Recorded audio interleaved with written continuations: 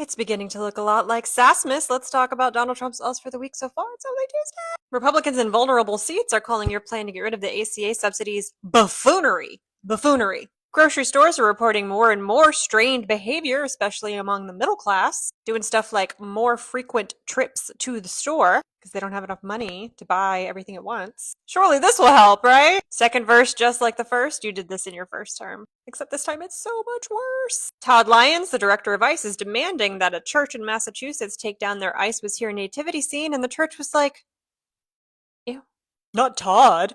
Todd told us what to do, guys. It's Todd. Remember how you told everyone you were going to arrest Antifa?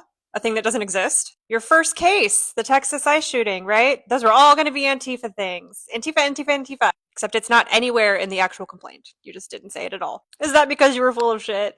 Is it? It is. Turns out the pipe bomb guy is one of yours. Shocking no one. Fallout from the November elections continues. A Democrat in New York flipped a township supervisor seat by 12 votes. 12. The head of the Department of Education, who I will remind you thinks that AI is a steak sauce, is begging laid off employees to come back. Not permanently, just kind of a little bit so that we can fulfill our legal obligations and then please leave again. Sure. Let us know how that goes, Linda. Speaking of morons. Elon Musk's yapping about Doge on Joe Rogan's podcast is going to be used against him in a court of law. Jimmy Kimmel is going exactly nowhere. The people of Missouri are raising a referendum to stop the GOP's gerrymandering efforts in the state. The Republicans sued, and a judge was like, ew. And yet another judge took your executive order saying we can't build wind farms, crumpled it up into a tiny little ball, and put it in the trash. Where you belong.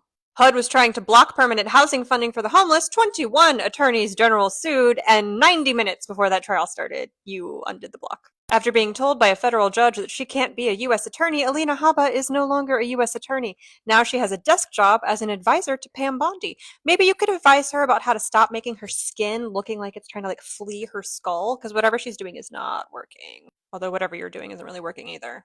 Scratch that. Congress has quietly included cuts to Pete Hegseth's travel budget unless he releases the boat strike videos in the defense appropriations bill. Kash Patel filed a bunch of FBI officers for taking a knee at a George Floyd protest. Turns out the only reason they did that is because the crowd demanded that they do that, and they were outnumbered. Anyway, they're suing. You pardoned the former president of Honduras, who was a notorious drug trafficker, and now Honduras is like, cool, we'll just arrest him ourselves. Our prisons are not better than yours. You pardoned Henry Cuellar, and he's gonna go ahead and run for re-election as a Democrat, and you're just super mad about that. No honor amongst thieves, eh? Trust in your government is at one of the lowest points since they started asking the question 70 years ago. It's okay, babe. I'm sure if you let Stephen Miller yell about brown people some more, no one will pay attention to the fact that you are asleep at the wheel. Literally.